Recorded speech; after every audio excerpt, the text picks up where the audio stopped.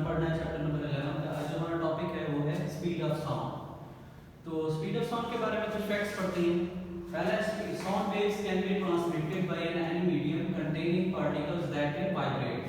तो हमने पिछले चैप्टर में पढ़ा था कि साउंड वेव्स जो है वो मैकेनिकल वेव्स है। मैकेनिकल वेव्स का मतलब ये होता है कि इनको ट्रैवल करने के लिए किसी न किसी मीडियम की जरूरत है। मीडियम सॉलिड, लिक्विड, गैस कोई भी हो सकता है जिसमें पार्टिकल्स जो वो वाइब्रेट कर सकते हैं, वहां से साउंड जो है वो ट्रांसमिट हो सकती है। They can not pass through vacuum. Vacuum जो है वो एम्प्टी स्पेस को कहा जाता है, वहां कोई मीडियम मौजूद नहीं है, तो इसलिए साउंड वेव्स जो है वो वैक्यूम से ट्रैवल नहीं कर सकती। इसके बाद है the nature of medium will affect the speed of sound waves. Medium की नेचर भी स्पीड ऑफ साउंड को अफेक्ट कर सकते हैं। मतलब सॉलिड, लिक्विड या गैस हम देख सकते हैं कि कहीं पर ज्यादा हो सकती है, कहीं पर कम हो सकती है, तो ये इफेक्ट हो सकती है।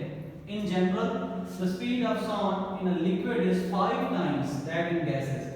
लिक्विड में ज्यादा होती है, कितनी ज्यादा होती है गैसेस से? 5 गुना ज्यादा होती है। उसकी वजह यह है कि लिक्विड के पार्टिकल्स गैसेस के पार्टिकल्स की निस्बत ज्यादा क्लोज होते हैं।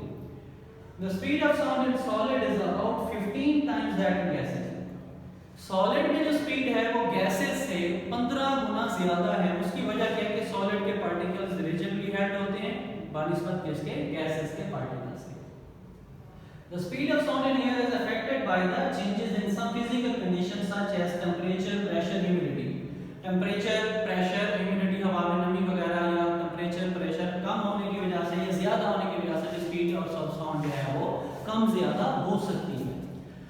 The speed of sound in air is 343 metre पर सेकंड at 1 atm। अगर हमारे पास प्रेशर जो है वो 1 एटमॉस्फेरिक प्रेशर हो और रूम टेम्परेचर हमारे पास 21 सेंटीग्रेड हो, तो हमारे पास स्पीड ऑफ साउंड होगी 343 मीटर पर सेकंड। तो इसके बाद following relation can be used to find the speed of sound. v = f lambda. ये जो वेव इक्वेशन है इसकी मदद से हम स्पीड ऑफ साउंड को फाइंड कर सकते हैं। उसके बाद एग्जांपल 11.2 है, उसमें हमें डाटा दिया गया है, स्पीड दी गई है 340 मीटर पर सेकंड, वेवलेंथ लैम्डा दिया गया है 0.5 मीटर, फ्रीक्वेंसी फाइंड करनी है। फार्मूला लगाएंगे v = f lambda. f find करना है, लैम्डा इधर आकर डिवाइड होगा, v की वैल्यू 340 है, लैम्डा की 0.5 है, तो हमारे पास आंसर आ जाएगा 680 हर्ट्ज।